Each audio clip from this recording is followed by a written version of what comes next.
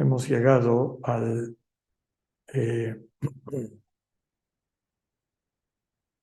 segundo domingo de Pascua, ya comentábamos, conocido como el Domingo de la Misericordia, en que focalizamos nuestra atención precisamente en esta característica propia del Dios vivo revelado en Cristo. Como lema de las lecturas de este domingo, tomado de la lectura del Evangelio de Juan que escucharemos, el saludo del resucitado. La paz esté con ustedes. La primera lectura está tomada del libro de los Hechos de los Apóstoles. Durante todo el tiempo pascual recorreremos el texto del libro de los Hechos de los Apóstoles, también en las Eucaristías cotidianas. Recordemos que en este tiempo, en nuestro podcast de todos los días, vamos a estar comentando esas primeras lecturas, un acercamiento bueno y profundo al libro de los Hechos. Los Hechos complementan el Evangelio de Lucas, son obra del mismo autor.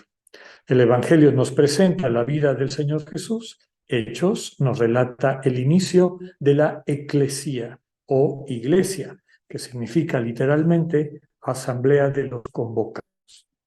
Hay dos momentos al inicio del libro que nos presenta el estilo de esta comunidad primitiva. Hoy escucharemos el segundo y más completo.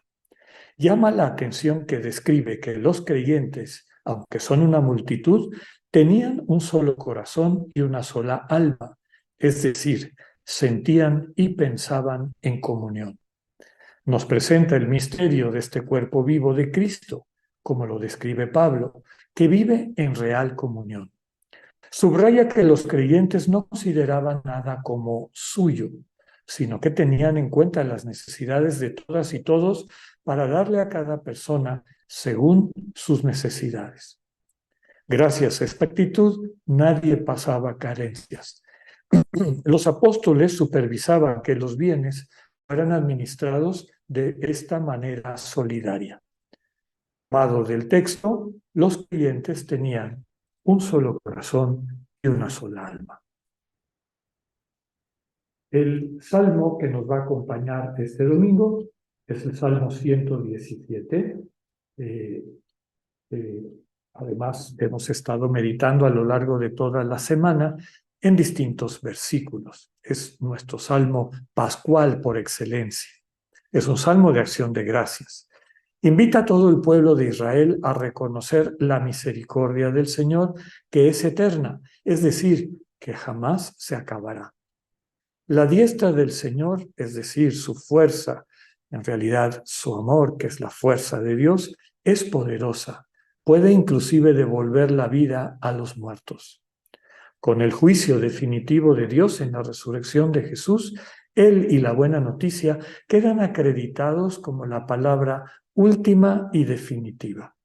Recordamos la frase central. La piedra que desecharon los constructores es ahora la piedra angular.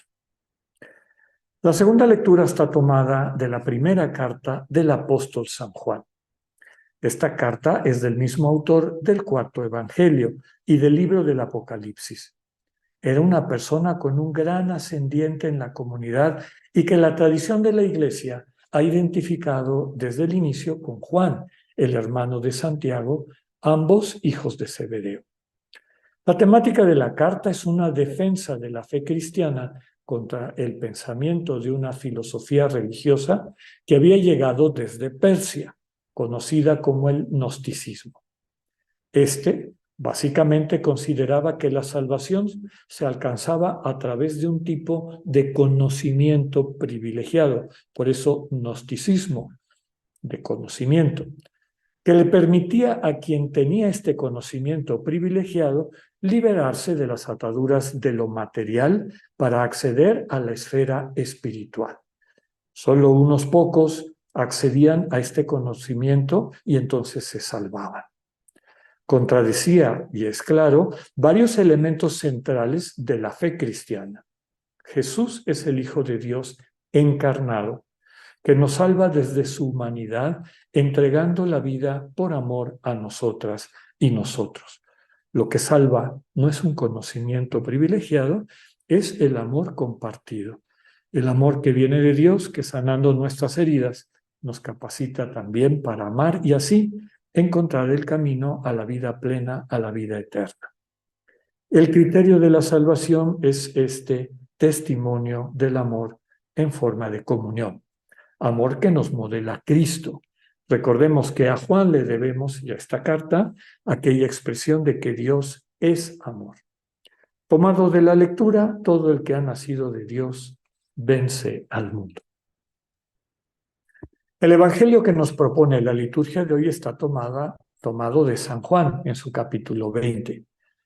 Esta secuencia de escenas de apariciones personales concluyen los relatos del resucitado antes del primer final del Evangelio de Juan. Ya leímos en esta semana la primera parte del capítulo 20 con la aparición a María Magdalena. En ese mismo día, escucharemos en la lectura, se aparece a los discípulos. Dice el texto que al atardecer del día de la resurrección, el Señor se hace presente en medio de los discípulos que se han encerrado por miedo. El saludo del resucitado es: la paz esté con ustedes. Este tipo de paz solo nos lo otorga el encuentro con el Señor. Es un don. El Señor quiere subrayar que no es un espectro, no es un fantasma. Les muestra sus manos y sus pies.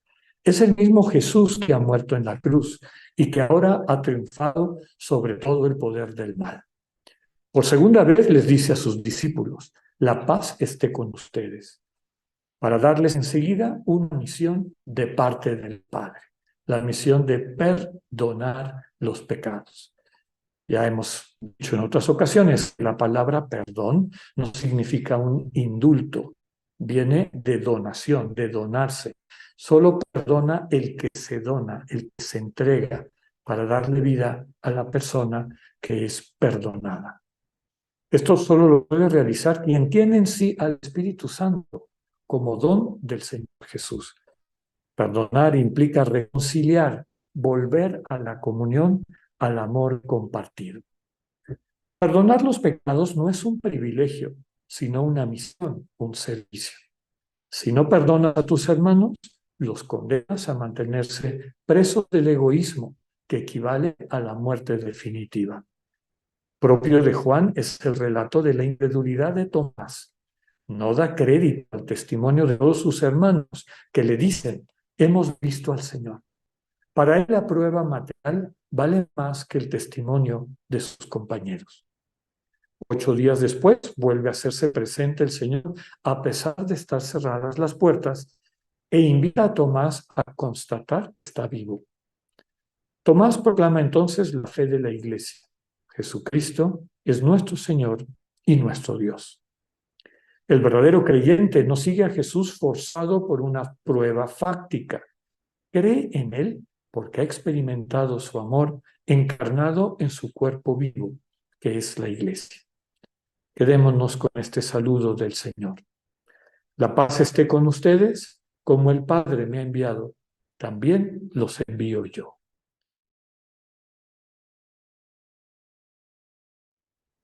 La resurrección de Jesús no podía estar en contradicción o desentonando con todo el Evangelio, con el tenor del Evangelio, básicamente porque el Evangelio nos transmite una verdad que no podemos dejar a un lado si es que realmente queremos acercarnos al Dios vivo, experimentar la transformación de nuestro corazón y encontrar la verdadera vida, la vida que está centrada en el amor que se comparte.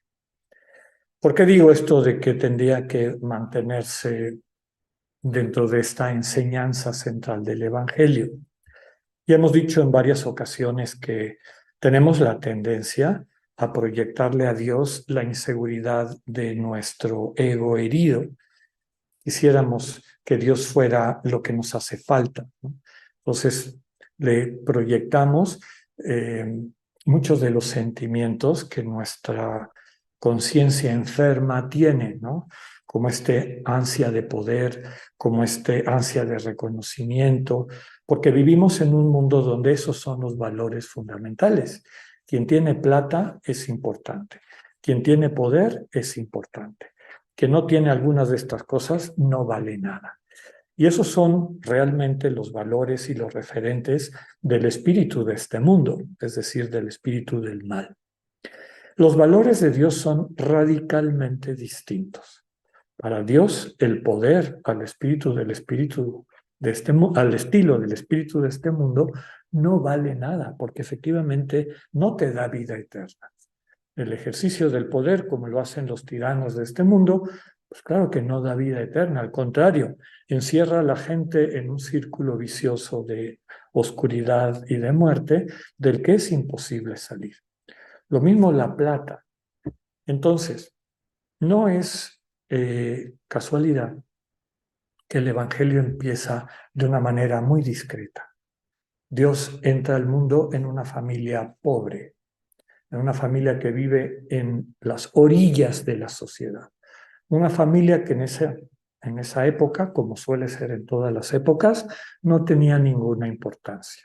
Un artesano más, una mujer pobre del pueblo más, y que además en el momento del nacimiento del Hijo de Dios eran migrantes, no estaban en su tierra, ni siquiera tenían una casa donde guarecerse.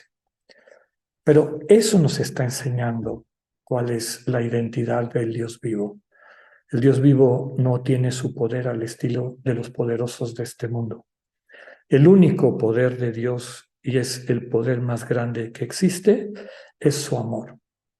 Y el poder del amor de Dios tiene la capacidad, como nos recuerda el texto y nuestra fiesta de Pascua, de dar vida eterna. Nada más que el amor de Dios da vida eterna. Los otros tipos de poder, pues a lo mejor te dan por un tiempo una satisfacción, puede ser que impongas tu voluntad sobre otra persona, pero no accedes a la vida eterna. Solo el amor de Dios tiene ese poder. Pero el amor es frágil y todas y todos lo sabemos.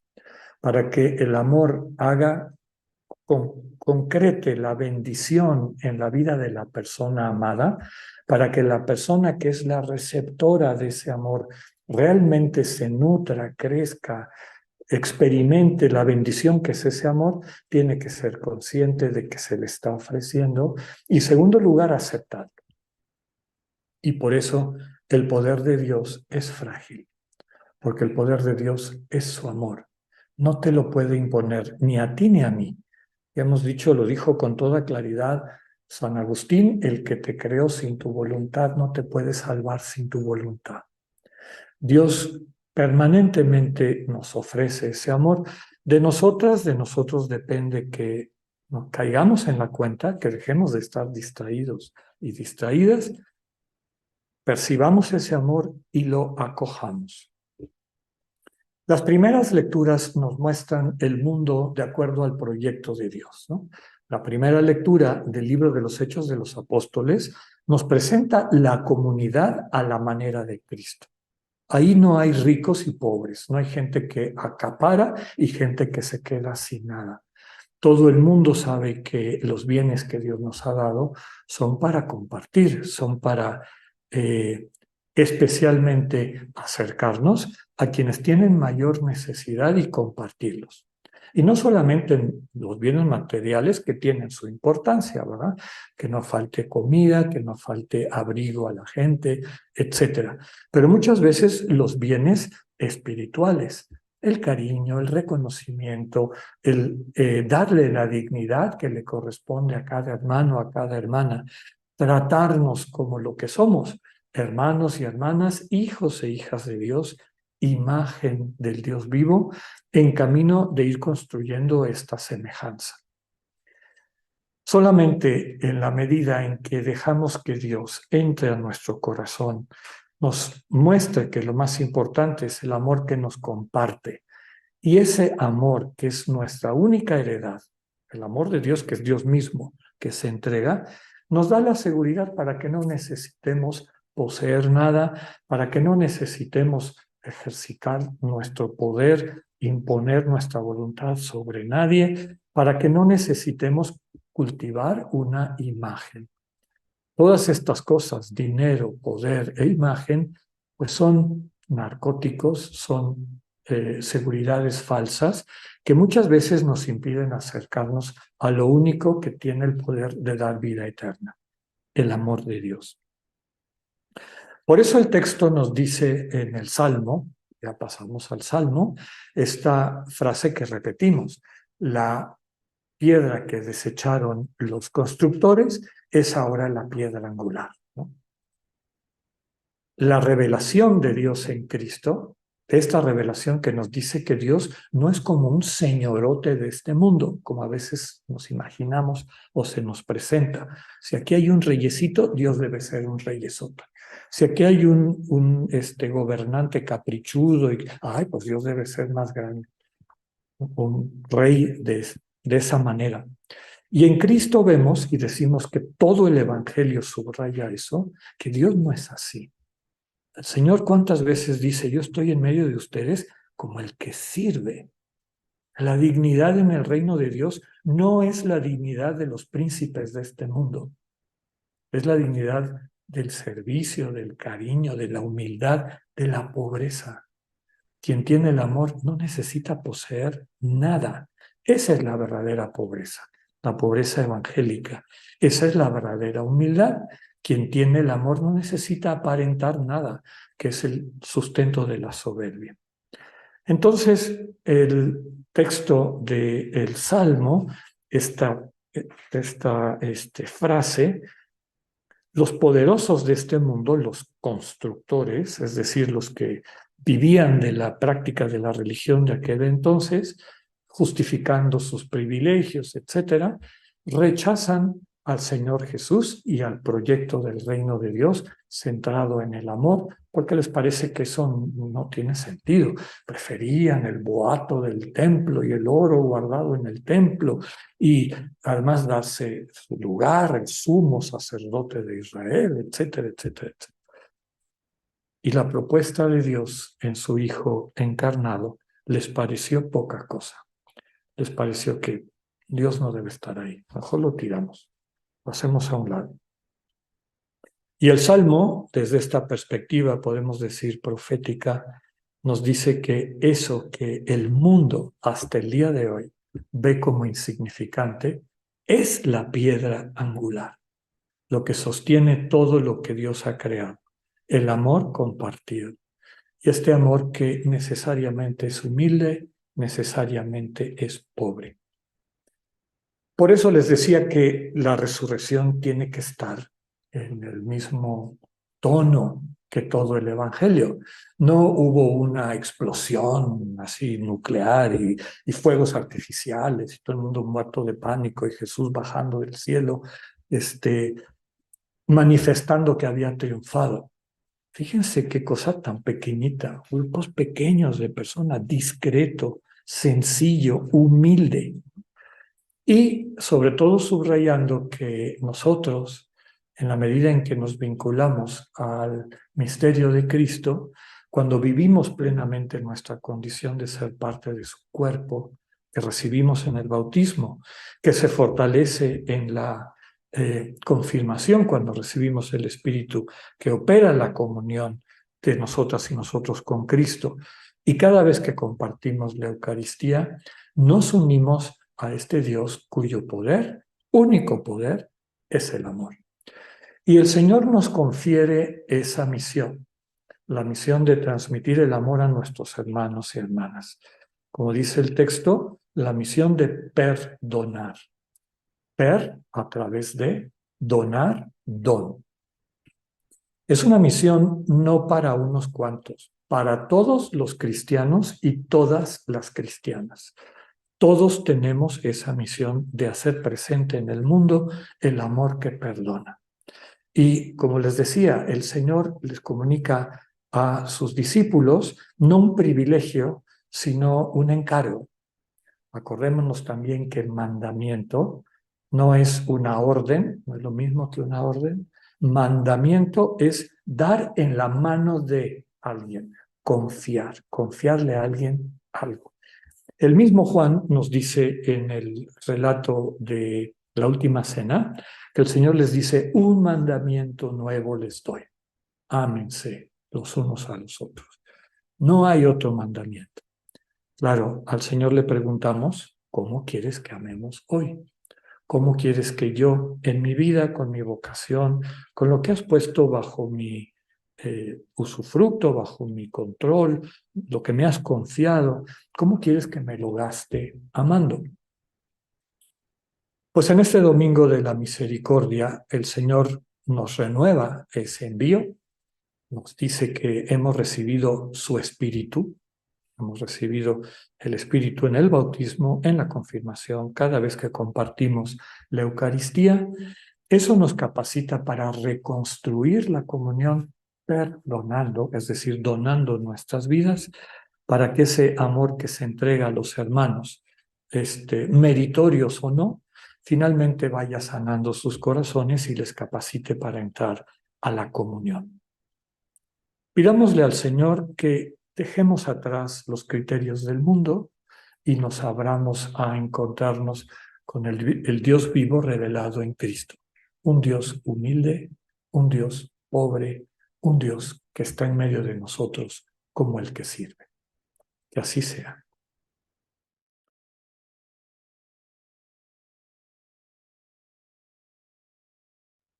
En esta semana que iniciamos, segunda semana de Pascua, que iniciamos con esta fiesta de la misericordia, hagamos este ejercicio de dejarnos acoger en el corazón de Jesús. Él tiene misericordia para nosotras y nosotros. No tenemos que prepararnos, no tenemos que hacer méritos. Más bien se trata de acudir como estamos y dejar que su amor incondicional, humilde, sencillo, transforme nuestras vidas y nos muestre lo que es verdaderamente importante. Que tengan un buen día, Dios con ustedes.